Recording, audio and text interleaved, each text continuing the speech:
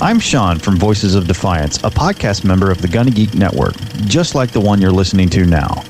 The opinions expressed are those of each individual. Check out all the other podcasts at GonnaGeekNetwork.com and get ready, because geekiness begins in 3, 2, 1. You have been granted clearance by Director Phil Coulson. Stand by for S.H.I.E.L.D. debriefing.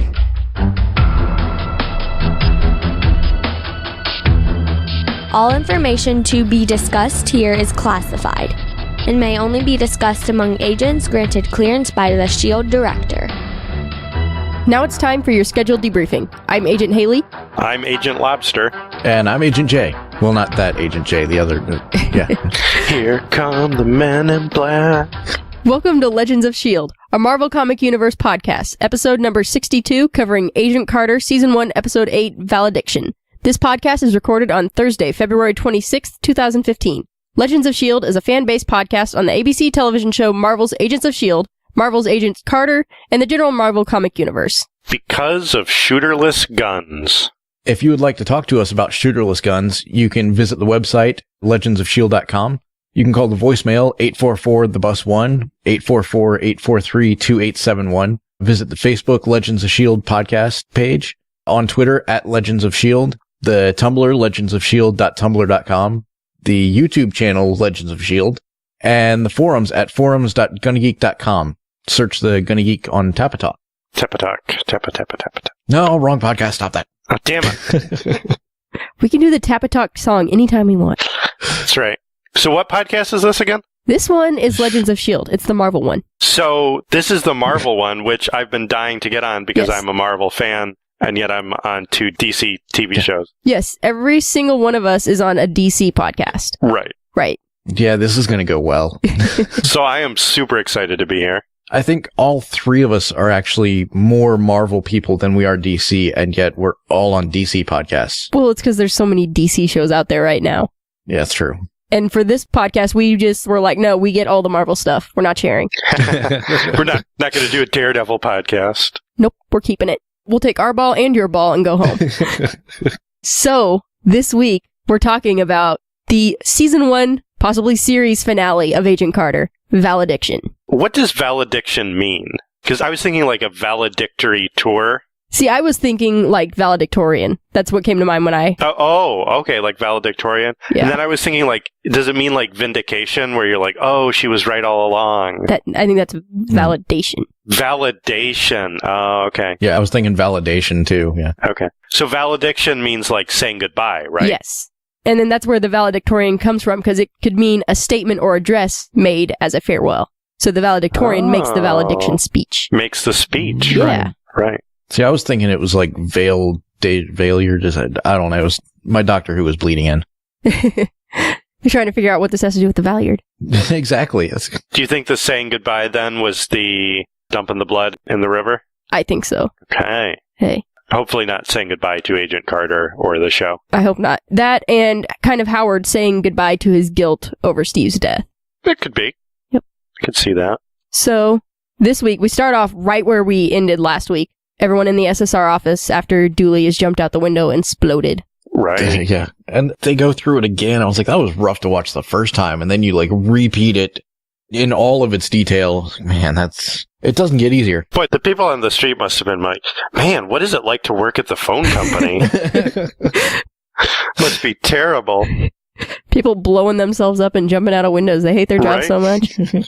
I mean, who hasn't felt that way? Just me? Okay. I mean, I've never worked at a phone company, but I can imagine. I work with phones. That's enough. That's true.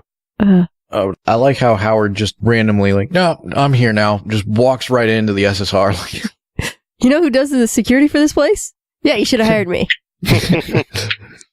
Didn't he say like the same people that did the White House or something like that? That's what they said. But their security is a woman at a phone switch with a gun under her desk. That's the level of security we've got here. And you know Howard just flirted his way in. Oh, yeah. It's his thing. Because that's what he does. It's his thing. I love the put your hands up, and Jarvis puts his hand up. Howard still got his hands in his pockets. Howard's just like, all right. All right, whatever. He's like, what are you going to do? Shoot me? No, you're not. I'm Howard Stark. I'm Howard Stark. Oh, wait, sorry. We're Forgot not which cast I was supposed on. to swear. No. I don't have to edit. That was an evil laugh. Okay. So Stark is there to turn himself in because he's feeling guilty. He's got a plan. What's his deal? Oh, wait, no, Howard comes after they go to the movie theater, doesn't he? Oh, Yeah, that's true. oh yeah. The movie theater. Yeah. The movie theater, the rage Rage gas. You know, you get a whiff of that stuff and you just go nuts, silent but deadly. Yep. And, I mean, come on, who hasn't felt some of that rage at a movie theater? Yep. Don't you hate, like, when you pick the perfect seat and then somebody tall sits down right in front of you and you're like, dude. They wheel in a baby. They need to, like, tweet during the whole thing. Yeah. Proof that you're not supposed to take babies to a movie. Yep. I said last week, one of many reasons we shouldn't let babies in the theater. That's right. Although I do have to say that in all seriousness, the way that Sousa reacted when he saw the stroller, when he saw the little baby carriage, I connected with that. Like, That's exactly the way I'd have been like, oh no, please God, Oh, no. Not a baby. Not the baby. The baby killed everyone. The baby, like, was, like, on top of the pile at the end, like, ah. But I mean, the way that he was going after that carriage, like, you knew had he found a baby, it would have destroyed him. Right. It kind of made me think The baby would have destroyed him, because baby's fingernails are really sharp. You know, I don't know if you're... Was it the end of last season in The Walking Dead when they were fleeing the prison and they find the baby's car seat? That's what it made me think of. I don't know if either of you watched The Walking Dead. Nope. I believe I know what you're talking about. Yeah. It worked out. Baby's fine. Spoilers. But yeah, they find the car seat just covered in blood. That's fun. Yep. Good times. Thanks for that visual. Good times. Well, you know, The Walking Dead, such a happy show. That's true. So, but instead, it's a canister, and he does the dumbest thing, which is turn the knob right near his face. Well, I don't think he turned the knob. He was just kind of fiddling with the canister. Don't fiddle with the canister. Yes, that's Fiddling what I with was the canister thinking. probably not the smartest thing either. Yeah, quit it. Knock it off. So, okay, you get a pass for not actually spraying it directly into your face, but you're still jacking with it. Right. It's like, you know, maybe hold that at arm's length and be like, hey, I need an evidence bag, guys. Or be like, we should take this back to the lab before we fiddle with this. Yeah. Something like that, yeah. Along those lines. But instead, he gets a whiff of the, what do we want to call it, rage gas or That'll probably work. angry smoke, something like that. And he loses his cool and starts doing what we've all wanted to do, which is beat up Thompson. Yeah. And I love how later, when he's in the hospital and he tells Carter, I still want to kill him, but not any more than usual. Yeah. Yeah. Perfect. And then we see Dottie and Dr. Bad Guy fleeing the scene. Dr. Bad Guy. Yeah, I can't remember his name. And won't it be fun to tear it all down? She is just delightfully evil. Yeah, she is. She takes such glee in being evil. She's not psychotic at all. Oh my gosh, I am just the silliest goose. That was a good scene. I like that. Yeah. The tension of he pulls them over and you know they're dangerous, but they're like, what's going to happen? But of course, he hypnotizes him. Yeah, but you know, you thought she was going to shoot him, and that didn't happen. It was terrifying the way that she was able to, like, turn it off and on like that, though. Yeah. Like, 'cause I've run into women like that, and it's just one of those moments of like, oh dear God, I am not safe anywhere in this county. She's a sociopath. That's it. Yeah, basically. So then that's when we go back to the office and Howard comes back. Right. And yeah. then Jarvis trims his nose hairs for him. Right. What is it? Looks like a spider. Like a nest of spiders with very short legs. I love that. That's what it looks like in my nose. I know that. Very short legs. Very short legs. Keep them trimmed. All right, anyway. And then Howard has the brilliant idea to make himself the bait in a trap. Yeah, because that can't possibly go wrong when you're dealing with actual smart villains. Nope, no possible way this could backfire. Mm-hmm. Yeah, as soon as the shot happened, I knew there was more going on because I'm like, okay, one, the Dr. Ring guy is not going to take the shot. Dr. Ring guy.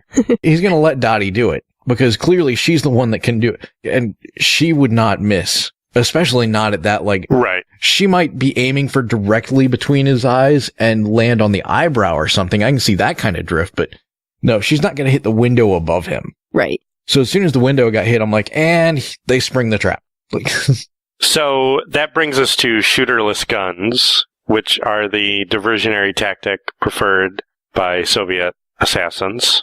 Which, kind of brilliant. Yeah. And it was just like a little mechanical thing, nothing super technical about it. Very effective. Probably on like an egg timer so they could time it for when it would start shooting. Yep. So they could be long gone and abduct Howard Stark. And then he's in the car with her and he doesn't remember her at all. Not even a little bit. That was hilarious. I mean, I'm sorry, you've got a cold-blooded, completely trained killer here that, completely emotionless, and he manages to get under her skin just by forgetting her name. Is it Alex?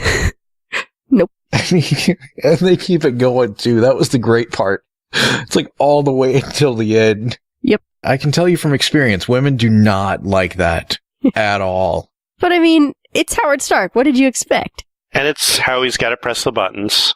Yep. No. But then we find out that Dr. Bad Guy, because I still can't remember his name. Is he Leviathan? Like, he's Leviathan, or... He works for Leviathan. Leviathan is the organization he works for. I never really, connected the dots on the show of Leviathan versus him versus Hydra. I think that they kept it intentionally vague. Like, you're not supposed to know exactly what's going on. They needed a big, organized villain to go up against, but they didn't want to use Hydra again right away, so Leviathan. I guess so. Maybe he's Dr. Leviathan. That'd be a cool name. But his brother died at Finau, so that's his motivation. Yeah, and now we understand exactly what happened at Finau. Right. Yeah, it's the same thing that happened at the movie theater. Mm-hmm. Yeah, not good. Not good at all.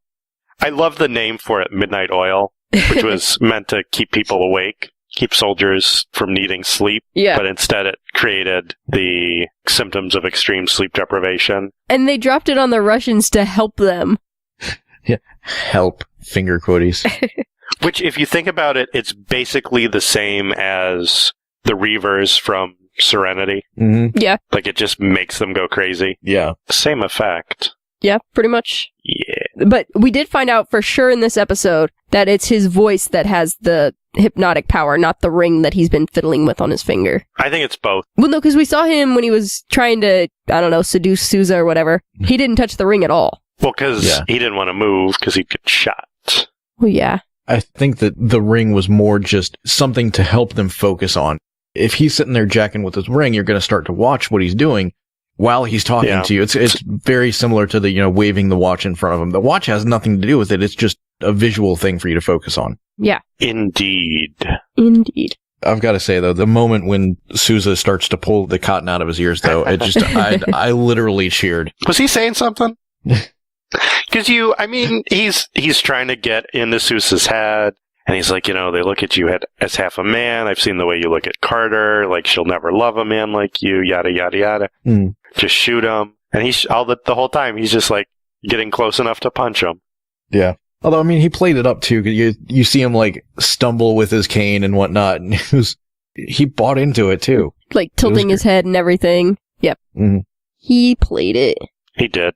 I like that guy. Although, the one thing that pissed me off more than anything was at the end when the congressman comes in, and I don't know why, but I thought there was a moment where Thompson was actually going to give Peggy credit. No way. Nope. He's still a D-bag. He is. That infuriated me, because I was like, you've got your moment, and you're a douche. Yep.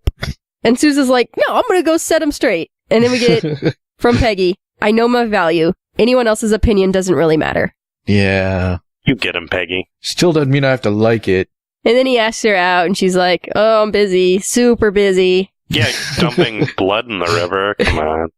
Hey, I got this vial. You want to help me? But isn't that how you spend your Saturdays?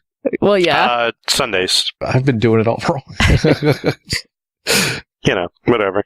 I reserve my medical waste contamination for the weekends. Right. No. But there's a couple things I want to talk about, too, which are, one is Howard getting hypnotized and what he thinks he's trying to do while he's under hypnosis, which is going back to Captain America and trying to save him. Yeah, this time he found him and he was able to rescue him. Right.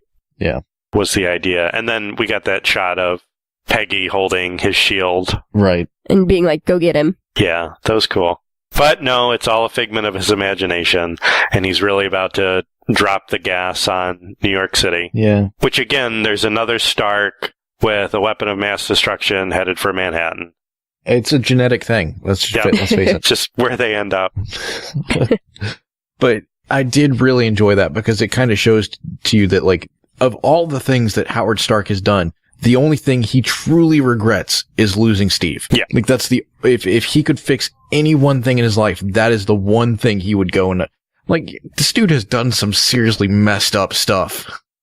And that's the thing that he fixates on. It was a great look into his character. Well, and I think it was this week, but it might have been last week. He said something like, Steve's the one good thing I ever created.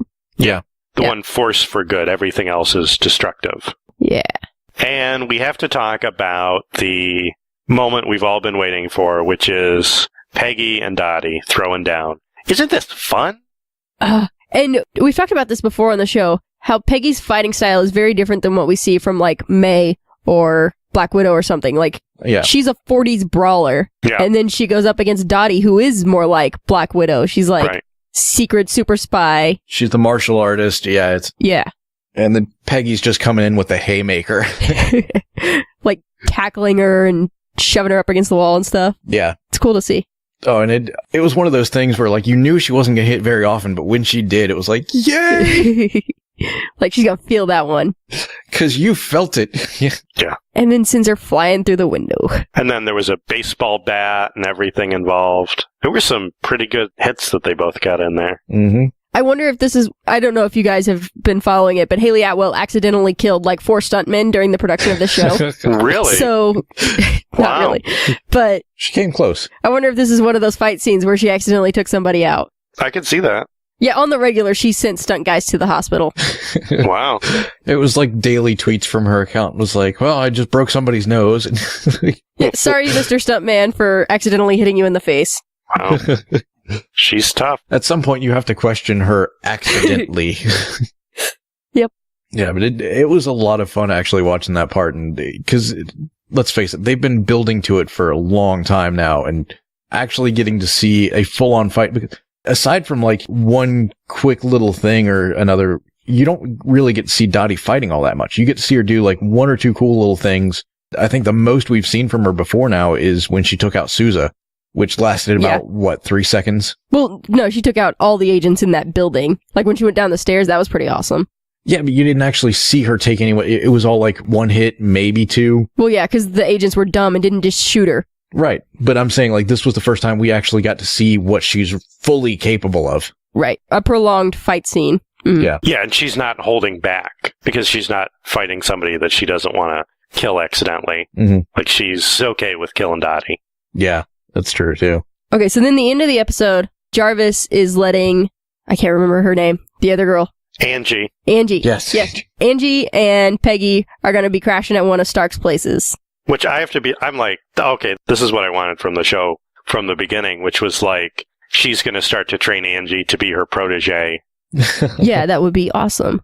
Yeah. Season 2. I was thinking that's like a great premise for the off-season spinoff, is just a sitcom of Peggy and Angie in this house. Basically Three's Company with them and Jarvis. Exactly, yeah. Oh. Like, that's the off-season. I just don't want to know what's happened in and on the Fine Things. And you see him like holding the pillow like, yeah, I probably shouldn't be holding this. I'm really glad black lights don't exist yet. Yeah. Oh, man. And I really think, because I kind of got this impression from the show so far, that they were setting Angie up to be trained by Peggy to be a secret agent. I think that, and I still think they were setting it up for Sousa to be the first undercover Hydra agent within S.H.I.E.L.D. Oh. They could still go that way. That's the thing. The way that they left it is like, if they don't get season 2, if it just ends right here, you can go on believing that Sousa is the guy that Peggy winds up with. You know, the one that she refers to in Cap 2. And, and if they do continue to go, he could still very easily be a Hydra agent. Right. And even if they don't get a season 2, they could still do, within Agents of S.H.I.E.L.D., do some flashbacks to the Agent Carter group. Yeah.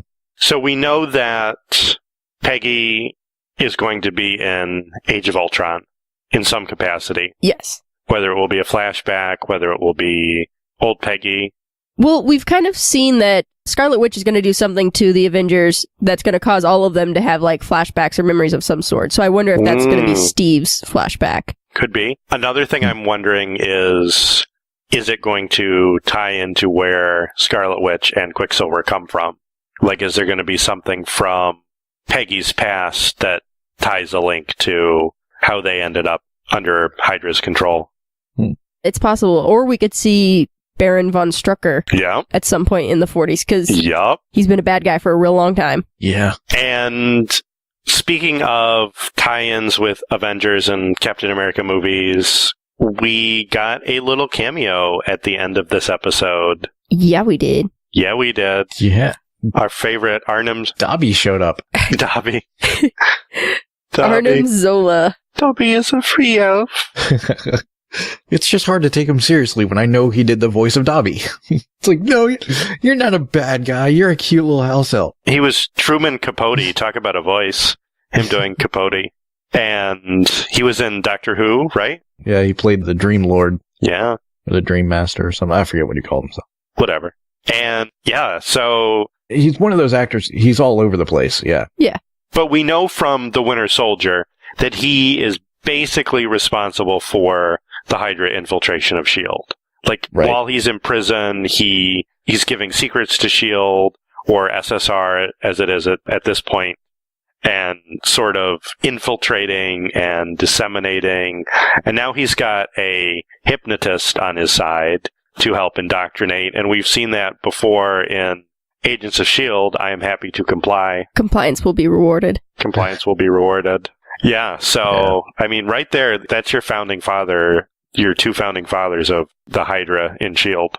Which I really wanted him to say Hail Hydra, but I was like, oh, just close it out with Hail Hydra. That's the one reason why I think that Sousa isn't a Hydra agent yet. Because they're not, Zola's not being used by S.H.I.E.L.D. yet. Right. Or SSR. Yeah, because he's still in prison. He doesn't have ready access to everybody. So I think that it's a possibility. It's something that might happen, but not something that's happening right now. But he's not the only person that, like, he didn't necessarily start the infiltration. Because they said, you know, other people were coming in right after the war. Yeah. You know, useful scientists and strategists and all that kind of stuff was coming in from the beginning. Yeah, but Zola is kind of our tie to Hydra. Like, he's the face of Hydra for us for now. You know, so if he's still in prison, then that kind of portrays that Hydra's still trying to get a foothold. It's not there yet. True. And there isn't really a S.H.I.E.L.D. yet either for it's true. Hydra to infiltrate. So I think it's going to be kind of like in the same formative years of S.H.I.E.L.D., you'll see the Hydra infiltration. Right. They're going to launch S.H.I.E.L.D. and be like, hey, look, we've got these guys. Let's make use of them. And that's going to be where it comes in. Yeah. Which honestly, that's what I kind of expected from this series. Like, I thought we were going to get more of that. I was a little disappointed that we didn't get that much, like, S.H.I.E.L.D. formation. Yeah. As it were. Yeah, I thought we were going to get more of that as well. Yeah. Honestly, I almost expected it to be like where the show ended, be where they started to pick it up. Yeah. Like, okay, Peggy has proven herself. She's there and she's starting to put things together. Right. Instead of, hey, look, here's, you know, we're going to pretend she's useless and make her prove herself again, even though as an audience, we've seen her time and time again be awesome. Right. And even where the show kind of ends, it still kind of ends in the same spot, because if Thompson's now in charge, then... Well, and it kind of has to end that way because the one shot of Agent Carter happens in the future of where they are now. Yeah. So she still has to be undervalued for that to happen. Makes sense. Yeah. Now, if they make season 2, how would you feel about it being like, so this one was prior to the one shot. How about them doing season 2 just after the one shot and seeing where she goes from there? Well, where is the flashback that was at the beginning of this season of Agents of S.H.I.E.L.D.? Where does that fall? I feel like that happened before she joined the SSR. That was back when she was still with the Howling Commandos at the end of the war. Okay, yeah. Yeah, that's what I'm thinking too. Well, I think, again, that I want to see more of the founding of S.H.I.E.L.D. So maybe a time jump, but on the other hand, I don't know. I mean, they could skip forward a couple of years. Yeah. Yeah. And have, like, a new threat rear its head. Hail Hydra. Or its many heads. Have it start with Thompson being proven to be completely incompetent and stupid and a douche. Well, you know, publicly. Yeah, we already knew that. Publicly. We know that, yeah, but... Yeah. I don't know. At this point, I want to see a season 2 just to see Thompson taken down. Just to see it exposed that he's a complete coward and useless and all the fun things that we have learned about him. Right. Well, because when we get to the one shot, he is not in charge of the SSR. Right. It's the guy from the West Wing. Mm-hmm. So he probably didn't stay in charge for very long. Yeah. So yeah, let's see that. At least in a flashback or something, be like, hey, what happened to that guy? Oh, he was a total buffoon. Like, he was great for beating guys in the interrogation room, but beyond that... Somebody was delivering Chinese food to the SSR office, and he panicked and shot everyone and then buried them. He buried the takeout menus before anybody could see them. Maybe that's where the new season starts, is like the SSR is shutting down because they've run out of money. They're like, well, we're bankrupt because Thompson spent all the money on broads and booze. He spent a lot of time hanging out with Howard Stark. And, for all the things you can say about Howard Stark, I don't think that Thompson is the kind of guy that he would be caught hanging out with. I don't know. Because Howard Stark, as much as I love him, he's kind of a douche too. Yeah, but in a completely different way. Yeah. Like, Howard's a douche in the sense that the more you learn about him, the more you're like, dude, you really are a douche, but you're a blast to hang out with. So, Thompson's one of those guys, like, the more you to find out, it's like, the less you want to be around him. Yeah. Maybe he'll just go back to One Tree Hill. Yeah, it's perfect that he always plays a douchebag, because the actor, kind of known for being a douchebag too. How about that? And that, ladies and gentlemen, is called typecasting. Play to your strengths.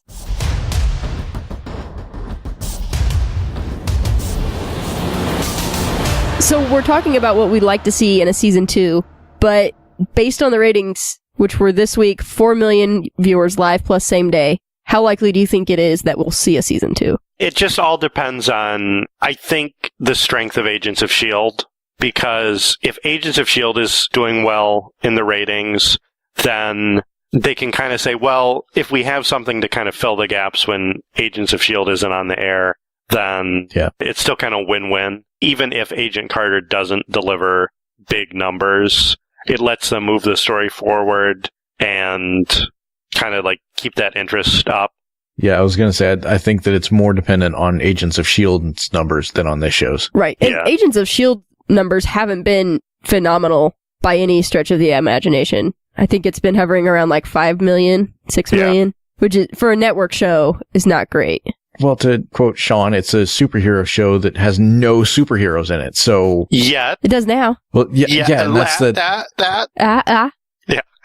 So I think that at this point, we're going to start seeing... It's going to take... This is definitely a defining moment where the show is either going to really take off or just completely tank. Mm-hmm. And I think with the glut of DC shows that are on the airwaves right now, and the, impending Supergirl on CBS, and whatever is going to happen with another spinoff from The Flash and Arrow, or both. Mm-hmm.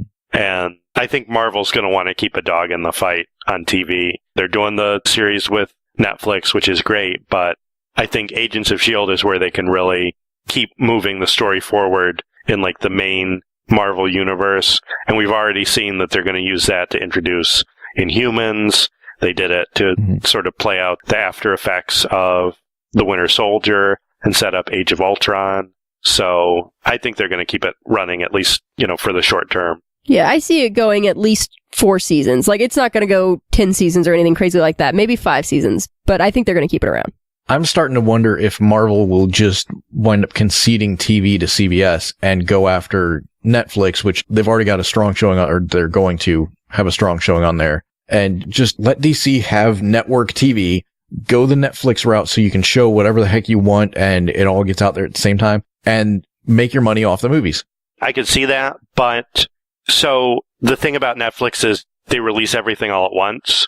Mm-hmm. So it's really, really hard to tie it in with a movie event like Captain America, the Winter Soldier, like they're going to do with Age of Ultron in May. Yeah. So that gives them a platform where they're always airing promos, and unless it gets leaked online, they're airing exclusive trailers and stuff like that. I mean, that's more what they have to keep a lid on, is like making sure that stuff doesn't leak online, so people are tuning in to see it when it's on Agents of S.H.I.E.L.D. Yeah. And bringing in the cameos of people like Jamie Alexander and Samuel L. Jackson. Samuel L. Jackson on TV. Sorry. Sorry, we're not sorry. It can't be helped. Yeah, it can't be said any other way, yeah. You have to say it that way. It's his name. How else are you supposed to say it? It is his name. Yeah, that's what the L stands for. But anyway, again, I just don't know. If you look at the ratings and you follow TV by the numbers or whatever, they're very doom and gloom about Agents of S.H.I.E.L.D. and Agent Carter, but I think it occupies like a different place than a lot of TV shows where Disney owns ABC. Mm-hmm. They could run it without commercials every week if they wanted to and probably still make money, right? Yeah. Right. So I don't necessarily know if the ratings versus ad buys and stuff like that.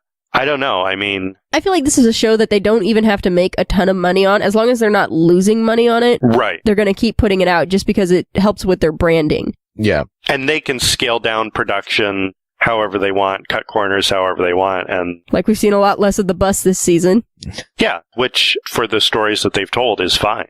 And I really think that the bus was kind of an artifact of the first half of season 1 where it had to be a case of the week. Right. Because they were just biding their time until the big reveal happened. And I've said this before. I feel like Agents of S.H.I.E.L.D. would have been much more successful as a mid-season replacement show. Right, yeah. Like if they'd run 13 episodes or whatever, and the first half of them had been before the cap reveal, and the last half had been after. Yeah, I completely agree. Because they were treading water for, 10 episodes. But that's it. After that happened, the ratings went up, the reviews got a lot more positive about the show, and I think this season in particular has been phenomenal the whole way through, so... Except they should bring Lucy Lawless back. It's a comic book show. Nobody's really dead. Yeah, I keep saying this. They cut off her hand. That's perfectly good character development that's wasted if you just killed her. Right. Yeah. Gotham just cut out somebody's eye, or, well, they cut their own eye out, but... Cut it out and then stomped on it. That's right. That's right. So... It's all part of the character building of being a comic book character. Yep. Like an eye patch and a hook for a hand. You're damn right. Or like a gun for a hand. That would be cool. Oh, that would be cool. Give her like a little blaster. It'd be awesome. So speaking of Agents of S.H.I.E.L.D., which is coming back pretty soon here, right? Yeah. Oh my god, what did they do to Raina? Did you see this new poster for Agents of S.H.I.E.L.D.? I did. So we get to see Skye doing her whole back arching thing again. Yeah. And cool circles coming out of her hands. She just needs to do that like every week, I'm saying. Well, they put it on a poster now, so you can look at it as often as you want. I mean, Coulson's looking at him. Look at him. He's like, yeah. He's like, I'm not looking, but out of the corner of my eye. I'm looking. I'm totally looking. I've got peripheral vision. I know what's up. But yeah, Raina definitely got the raw end of the deal in this whole Terrigen Mist thing. She's all spiny, and she's got yellow eyes. Yellow eyes! She's got like a snake face. Which, alright, I crush majorly on Raina. I think she is, like, hot, hot, hot. Okay? I'm gonna be sad if I don't get to see that when I tune in to check her out on Agents of S.H.I.E.L.D. So I'm hoping that it's not permanent. I don't know. Maybe something she can turn on and off. Yeah. But I kind of feel like it doesn't usually work that way with the Inhumans. Yeah. No, yeah. They're usually like, it's a gift and a curse, so... And mostly a curse. And because she really, really wanted it, I feel like it's be careful what you wish for. Yeah, it figures that it would end up tragically horrible for her. Yeah, but that said, I don't know, she's kind of in shadow. She might be cute under that hood. You like the scales? The scales do it for you? Ripped for your pleasure. Or they just didn't want to keep the actress on staff. They're like, no, you can do voiceover work and we'll just CG the character from now on. Yeah. Well, I feel like that's another way they can cut corners, and it's the same thing as having the Ward sidekick as Evil May. Just have her play 2 roles. Go the Orphan Black route. They do it with Patton Oswalt. Why not? But I believe SAG rules for every character you play, you get paid.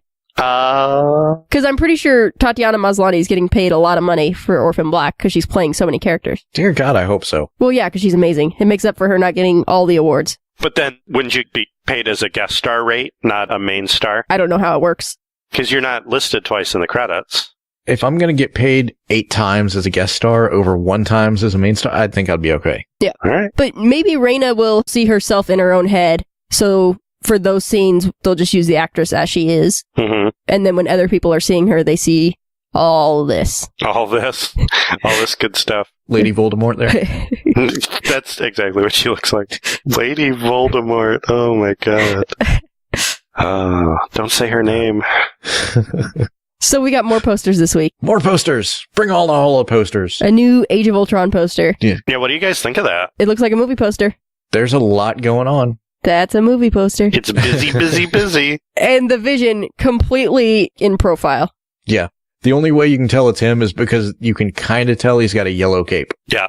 Yep. I didn't even see him the first time I looked at this until we blew it up, because I thought it was just another one of the bad guys in the background. Well, I think that's kind of what they're hinting at, too, is I think the origin for Ultron is going to be very similar to the origin for the Vision. Yeah. So, again, I think it's going to be one of Stark's creations. Well, yeah, and typically their origins are tied together. Right. Mm-hmm. So, yeah, we got quite the cast on this movie here. Yeah. If you scroll down and read the fine print, you've got your normal Avengers. You've got Don Cheadle, Aaron Taylor Johnson, Quicksilver, Elizabeth Olsen doing Scarlet Witch, Paul Bettany, Cough Cough the Vision, Kobe Smulders, Anthony Mackie, Falcon, Haley Atwell, Agent Carter, Idris Elba, who is Heimdall, right? Stellan Skarsgård, Dr. Eric Selvig. Hopefully not in his underwear this time. I think he was fantastic in his underwear, so whatever. I had just managed to block that. And James Spader as Ultron, and Samuel L. Jackson as Nick Fury. Who apparently not dead now. So not dead yet. Yep, back in the coat and the eye patch. Yep. I like that look better than the hobo look. Yeah, just a little bit. Although I will say you can see the Avengers logo prominently displayed on Chris Evans's massive shoulder. Yeah. And it's interesting if you compare the look of this promo art to what they did with the Avengers 1 promo art. Well, at the time that the first Avengers came out, we'd had 2 Iron Man films. Right. And he was kind of the star of the universe at the time. Mm-hmm. But we've seen the Chris's start to take a more prominent role since then, especially coming off the heels of the last Captain America film. Yeah. And it's interesting, too, because they obviously get, like, the front billing. Robert Downey Jr. and Chris Evans are kind of, like, right there in front. And that's going to be, like, the next big thing, Civil War. Yep. Well, no, actually, if you look down at all the stuff under the logo, it's got a Joss Whedon film, Robert Downey Jr., Avengers Age of Ultron. So Right, yeah. He does still get top billing, yeah. Yeah. He is above the line, or what do they call it? Yeah. Above the... Well, I mean, if you look at the names at the top, he's got first billing. Yeah. Downey Jr., Chris Hemsworth, Mark Ruffalo, then Chris Evans, then Scarlett Johansson, Jeremy Renner, Yeah. James Spader, and Samuel L. Jackson. Every time. Nice. We need to have one of those little counters going on in the corner. Like, that's 4. Put $1 in the swear jar. That's right. That's right. But yeah, I am super excited for this movie. Right. Oh, yeah. And I'm really looking forward to just watching Agents of S.H.I.E.L.D. and watching increasing teasers of where it's headed, because it's real time, right? Mm-hmm. So as stuff is happening on Agents of S.H.I.E.L.D., we're going to be like ticking down until May 1st. And I don't know when the finale for S.H.I.E.L.D. is going to be. May 20th. So it's going to be post Avengers.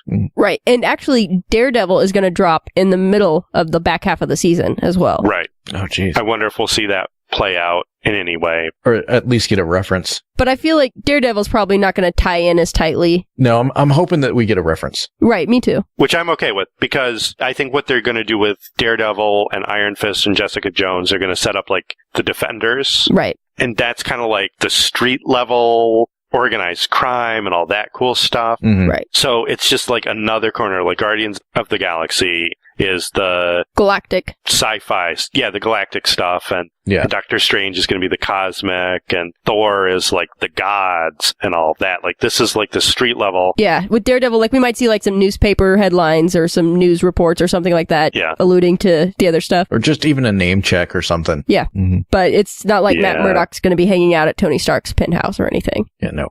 He's not going to be trying to move the hammer. But it's still New York. I mean, it's still New York. Oh, you know what would be funny, though, is if he's like, yeah, I helped Tony Stark get out of a DWI a couple years back. Well, in the comics, though, to be fair, like, that does happen. Yeah. Mm-hmm. And I think Jessica Jones, too, is involved. So, boy, I wish they would do a She-Hulk. I'm just going to always say that. This is my chance to say, do She-Hulk. Who would they get to play She-Hulk, though? I don't know. Okay. Whoever. It doesn't matter. Somebody. Back in the day, I would have said China, but she looks scary now. Yeah, if they'd done that 20 years ago. Yeah. It's like if they'd done Wonder Woman 15 years ago, Lucy Lawless, but Yeah, exactly. Yeah. they drug their feet. I don't know. Does it have to be somebody huge? They can't do it like CG stuff? Or, I don't know. For She-Hulk's not the same as Hulk, though. Like, Yeah. she is She-Hulk all the time. Yeah, in some of the stories, yeah. Yeah. And I don't know. I feel like if you're going to just do exactly what you did with the Hulk, but with a chick instead, why bother? But if you're going to do something different, like have her always be She-Hulk, that could be more interesting. Well, I mean, you get to see her bust out of her clothes. Come on. I think they have films like that already. Oh, yeah. Yeah, but anyway, and she, in the more recent run of the She-Hulk comic, she ends up suing Tony Stark, which then makes things awkward for, like, the Avengers. Nice. Well, speaking of Tony Stark, we also got our first character poster featuring Iron Man, and it came with a little bit of an announcement. Well, an announcement of an announcement to come. Yes, in 8 days, we will find out something. And when was that posted? Yesterday or early today. Okay. So, this time next week, we'll know something. Yeah, hopefully by the time we do the podcast next week, we'll know what's going on. Right. So I feel like it's got to be one of two things. He's either announcing how many more Marvel movies he's doing, or he's announcing that he's not doing any more Marvel movies. I think it's going to be how many more is he going to do? Okay. yeah, because at this point, I don't think he's going to go anywhere. He's not going to do any more solo films, I don't think, but he's not going to go away. Which, that's fine, because we've seen Iron Man do his solo thing enough. Yeah. Leave the solo films for new characters and just have him show up in other people's movies or in the Avengers films. Yeah. Just kind of like the Hulk. Yeah. Yeah, just have him come in and spice up the rest of the universe instead. Right. Yeah. And Hugh Jackman just said that he wants to play Wolverine until he dies. So I think that Robert Downey Jr. isn't going to let him Outlast. outlast him. Yeah. He wants to keep cranking out those movies. Right, and Robert Downey Jr.'s got a slightly cushier gig than Hugh Jackman does playing Wolverine. Slightly. It's like, I'm going to put on my suit now and let the visual effects artist take over. Yeah. He's like, I could just sit in a chair in front of a green screen, right? Like, I don't need to even stand up and walk around, do I? And Hugh Jackman's like, I've just been in the gym for 14 days straight. I mean, I think it is the role that Robert Downey Jr. was born to play. Yes. Oh, absolutely. There's no question in my mind now that it's not Sherlock Holmes, it's Tony Stark. Up. Completely. Yeah, it's because Dr. Strange is actually Sherlock Holmes. Get it right, people. That's right. He is the real Sherlock, yeah. Which, man, I hope that somewhere down the road they're in the same movie. Yeah, I want to see Tony Stark with Dr. Strange arguing about a Sherlock Holmes novel. Something like that, yeah. That would be funny. But no, I feel like it's going to be Tony Stark being like, magic's not real. And then Doctor Strange doing magic. Yeah. Still not real. So we also got a little bit of casting news for Marvel's aka Jessica Jones. No major characters, just a few supporting characters. An actor named Ika Darville is going to be playing Malcolm, a neighbor of Jessica's. Okay. Erin Moriarty is playing Hope, a young girl. Moriarty? Right. Speaking of Sherlock Holmes. What? A young girl who becomes a client of Alias Investigations. Mm-hmm. And Will Travel is playing an NYPD cop who takes protect and serve very seriously. Ooh, yes he will. He will protect and serve her, if you know what I mean. And none of these actors look like people I've ever seen before in my life. Yeah. That's good. I have no idea who these people are. Okay. But I mean, come on, they're joining Rebecca Taylor, Carrie-Anne Moss, and David Tennant. Yeah. Yeah. Netflix has done a pretty solid job with casting and everything I've seen up to this point, so I'm not concerned. Yeah. Yeah, exactly. And then our last bit of news is a new promo for Agents of S.H.I.E.L.D's mid-season premiere. Oops, which I forgot to watch. Slacker. Take a minute. But it's all Sky. Yeah. All Sky, all the time. Yep. Oh, wait, I think I did see it. She's making stuff shake, right? Right. And she uses the phrase inhuman. Right. She says something like, I've become something inhuman. She's gonna shake it off, shake it off, shake it off, shake it off. Shake it, shake it, shake it, shake it, feel good. Are we watching it right now? I watched it already. You can watch it if you want. Yeah, we've already watched it. We're waiting on you. Oh, sorry. Waiting on you now. How long is it? Like 30 seconds? Let's see. Let's watch this promo. Oh no, it's Jurassic Park. Oh, she's in a... Oh. They've got the danger keep away sign on her door. Yeah. And like a lot of good that's doing. Eee! Oh my god. That looks amazing. Guys, I can't wait. next week. I know. Daisy, Daisy. Bicycle built for 2. Daisy Quake. Daisy Johnson. Well, whatever. Her name is... Daisy Quake Johnson. Her code name is Quake. I know. Daisy Quake Johnson. Daisy the Quake Johnson. Do you smell what the Quake is shaking? Shaking Quake. Oh, man.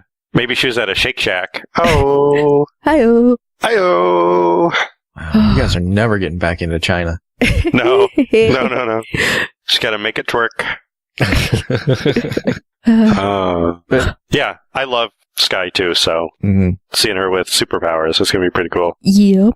Yeah, but the thing that I'm wondering is, like, are they going to draw out the whole what have I become kind of thing? And because, I mean, that's the way that it seems that they're playing it, is she's not sure what she's becoming, and she's trying to come to terms with stuff. And the next 3 episodes, Aftershocks, Who You Really Are, and One of Us. Yeah. So I think they're getting ready to dig pretty deep into the Inhuman stuff pretty quick. Yeah. One of Us. But it bothers me. I'm like, okay, so she just went through this thing. She's having trouble figuring out who she is, and you're going to put a danger, keep away sign on her door.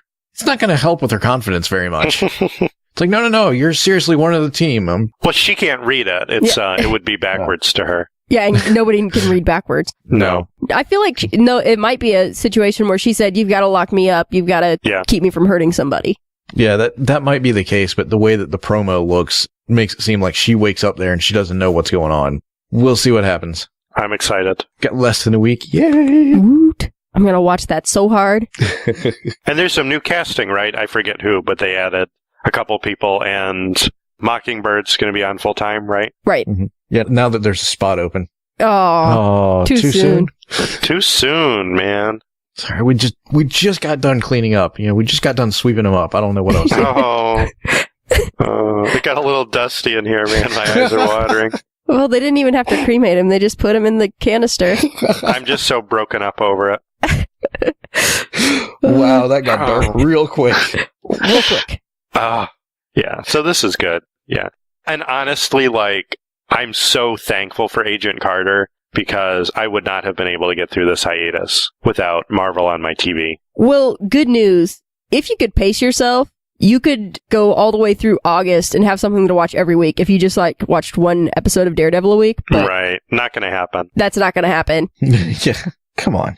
Watch one episode of a show on Netflix. Come on. I know. But I'm hopeful that sometime this summer, Legends of S.H.I.E.L.D. will do an episode-by-episode review of Daredevil. That is the plan.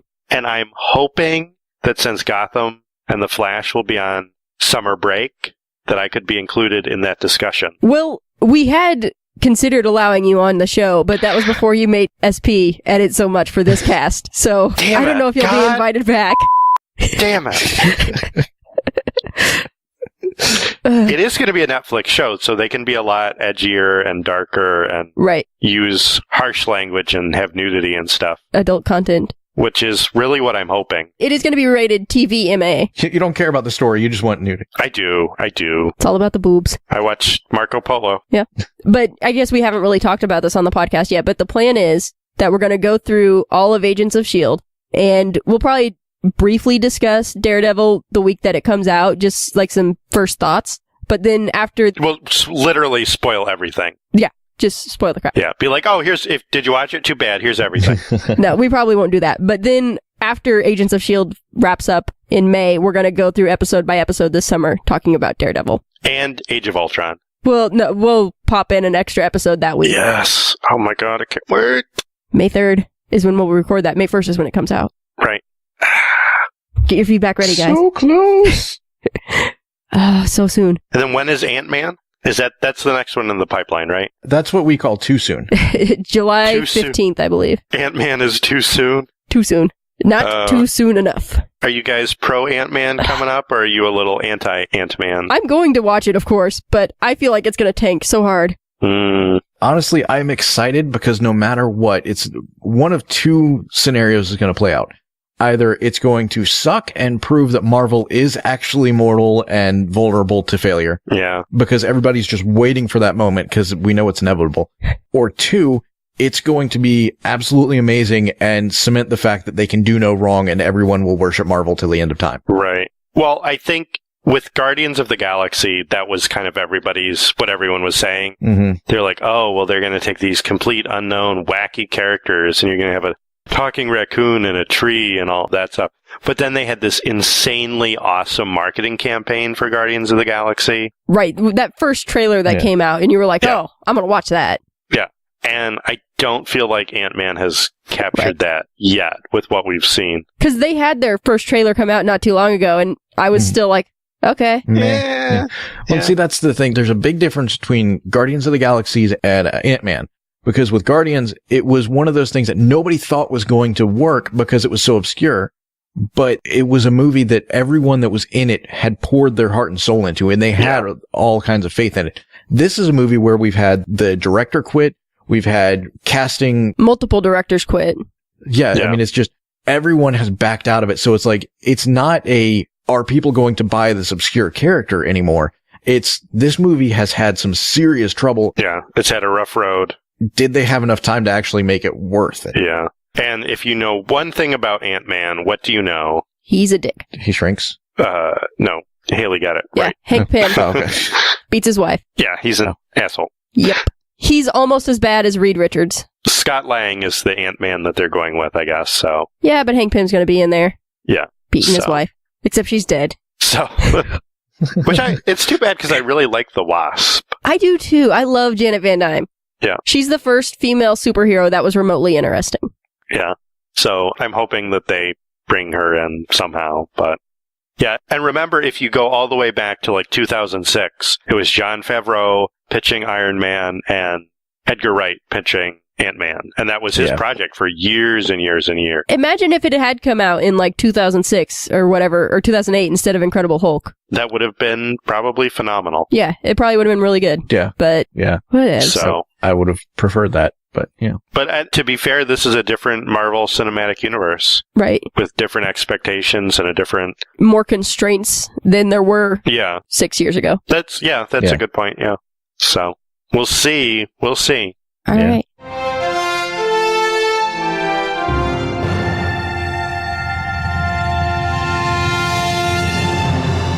So now we're into the feedback part of the show.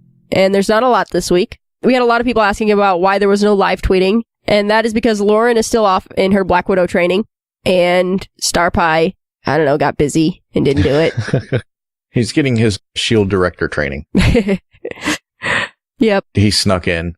It was a whole ordeal. Yeah, he's wearing one of those Groucho disguises.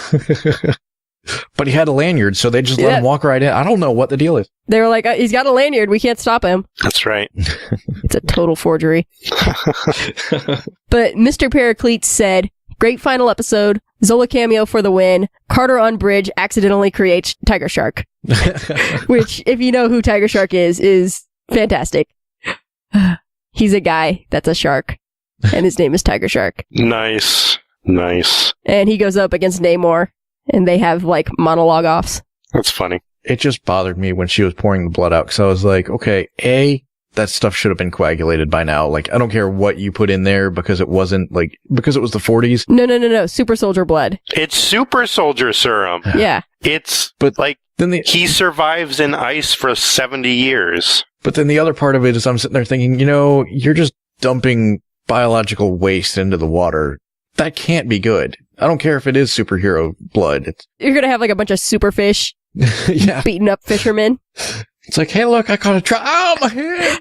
But what if it gets swept into the sewers and creates the Teenage Mutant Ninja Turtles? No. They get created by the same stuff that makes Daredevil. Yeah. Oh, the ooze. The secret of the ooze. Yep. Yeah, we'll get that origin story on Netflix, next summer. Right. Once Michael Bay has completely run it into the ground. Ugh. You mean he's not finished yet? No. He's never finished. There's still a slight pulse. Yeah. All right.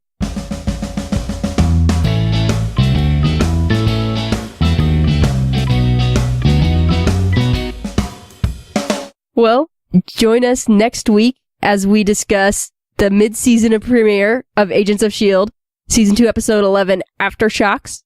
Lauren and Starpie will be back for that episode. Yeah, I was going to say, by us, you mean you, because Jay and I won't be here. These guys won't be here, don't worry. We'll kick them off the show. If you'd like... Wouldn't be the first time. Nope, wouldn't. If you'd like to reach us before then, You can find all of our contact information at legendsofshield.com. You can call and leave us a voicemail, 844-THE-BUS-1. That's 844-843-2871. You can find us on Facebook, Twitter, Tumblr, and YouTube by searching for Legends of S.H.I.E.L.D. And we have forums available at forums.gonnageek.com, or you can search for Gonna Geek on the Tapatalk app. So thank you to everyone who left us some feedback this week. I know some of you live tweeted the episode, even though Lauren and Starpie weren't there to join you. So thank you for that. So until next time, I'm Agent Haley. I'm Agent Lobster. And I'm Agent Jay. Bye. See ya. Thank you for listening. If you want to leave us feedback, go to gonnageek.com and you'll find all of our contact information and other shows. You can also visit legendsofshield.com, where you'll find our complete archive of podcasts. The music heard on this podcast is by Kevin MacLeod and can be found at incompetech.com. The opinions heard on this podcast are those of the individual host and do not represent Legends, Stream, or Gonna Geek. Agents of S.H.I.E.L.D. is the property of the Disney Corporation. No infringement is intended.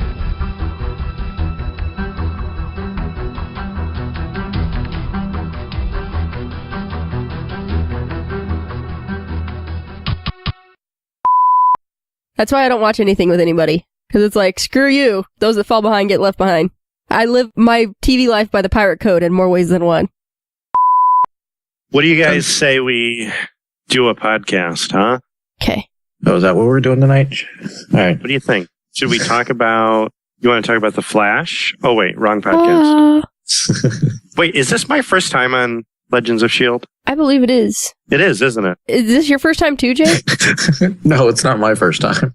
I find it hilarious that our network is so incestuous. It's like, wait a minute, have I been on this show before? Have I been on this podcast before?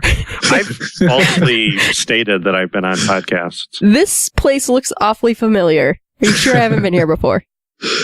I mean, yeah. It all looks like my computer to me. We use the same interior decorator for all the podcasts, so... Yeah. Except for ours, which is covered in poop. I've never been on this podcast before.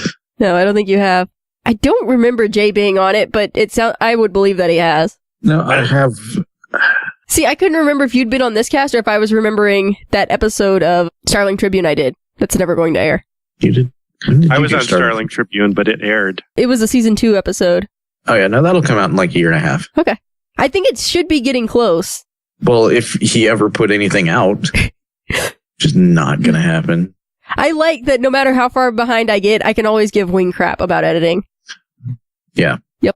But we're not that far behind now. I'm going to get that last episode out tomorrow, and we'll be all caught up. So Stark is there to turn himself in.